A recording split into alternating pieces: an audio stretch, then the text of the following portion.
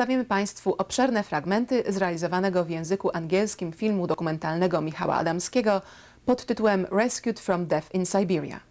Niektórych osób, które będąc na emigracji w Kanadzie opowiadają o swych przeżyciach podczas transportu w odległe rejony Rosji oraz o trudach i cierpieniach, jakich oni oraz ich rodziny doznały w czasie pobytu na nieludzkiej ziemi, nie ma już wśród nas. Escaping from approaching German army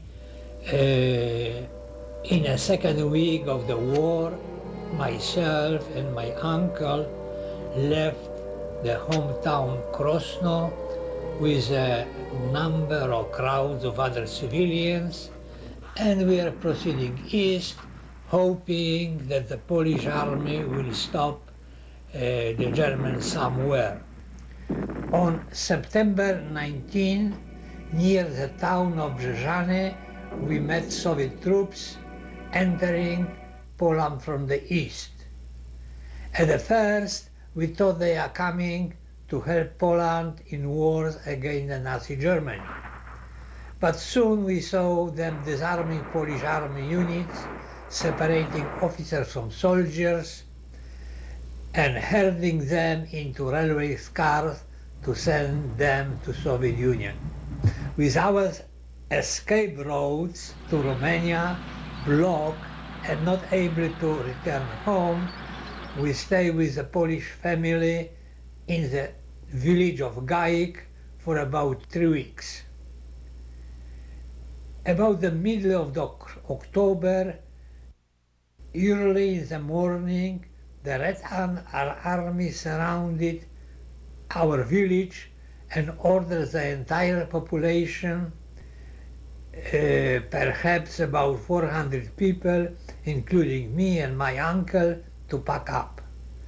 Then they drove us in army trucks to railway station in Brzeżany, where we were transferred into waiting train of railroad cars. A few hours later, they added some other 400 people from the town, surrounding villages, and trains start to move somewhere eastwards into unknown destination. The problem with the train was like this, that once they shut the door, that was it. The first time they opened the door was probably 3 days after they shut the door. We were crowded so much in this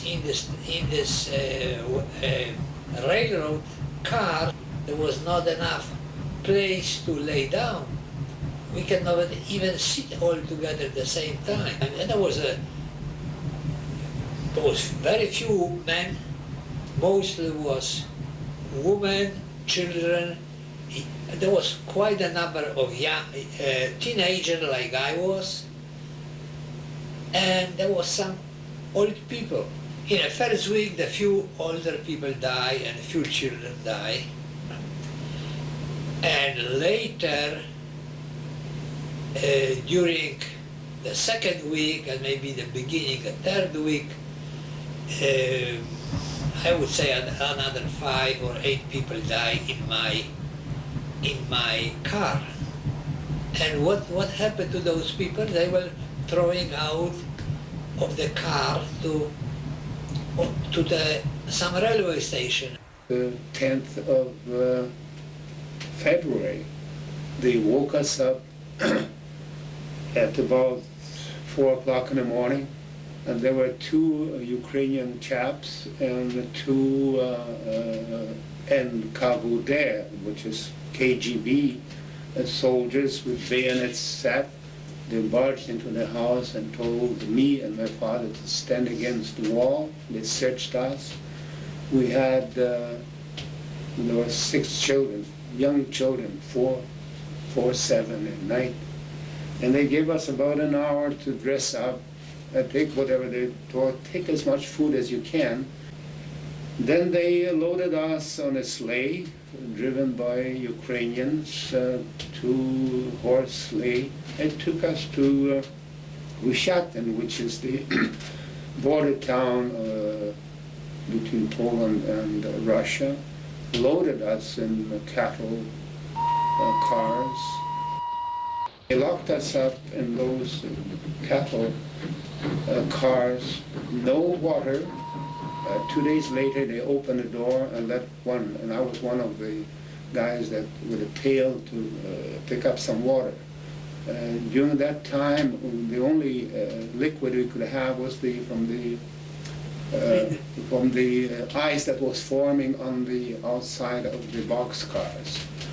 The boxcar had 2 tiers of sleeping quarters, a hole in the floor for our toilet use, and a little steel stove with some coal to prepare meals, and whatever food we had, we could prepare them.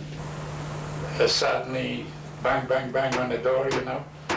We open the door and there's 2 soldiers with their rifles. My mother froze, really. I guess it was too big of a shock for her. Packing and etc. was actually left to me. I don't know what to take. But those 2 Russian soldiers keep saying, take everything, and everything will be useful. He eventually loaded us into the railway carriages. You were driven to the station? Yeah. Were there other carts? Neighbors you saw? Oh yeah, all that marketplace was full of horse carriage, so they eventually closed the doors with us. How many people would be in your cattle car, the transport? 70. There was one woman started to give the birth in there, so my mother told me to watch the wall.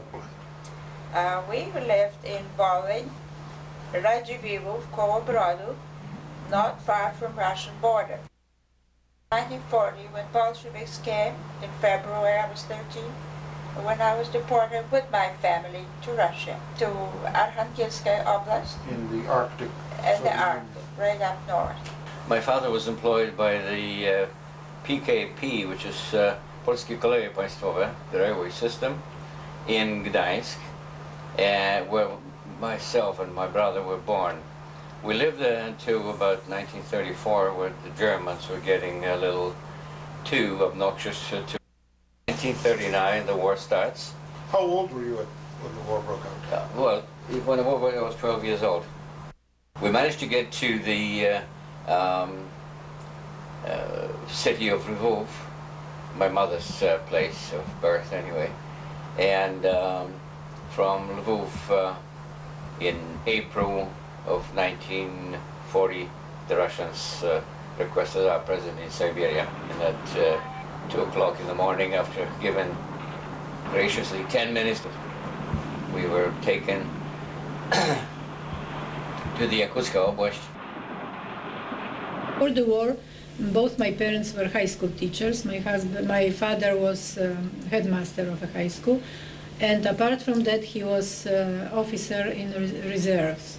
And when the war broke in 1939, he went to front. And after coming back, by that time, Soviets occupied the eastern part of Poland, and he was arrested and taken to Starobielsk. And we all know what happened to those 15,000 Polish officers. They were all murdered. It was 13th of April, 1940, when 1 o'clock in the morning they came, 4 of them, 2 in uniform, armed, soldiers, 2 in civilian clothes. And they told us we have an hour to pack, and they took us on a lorry to cattle wagons.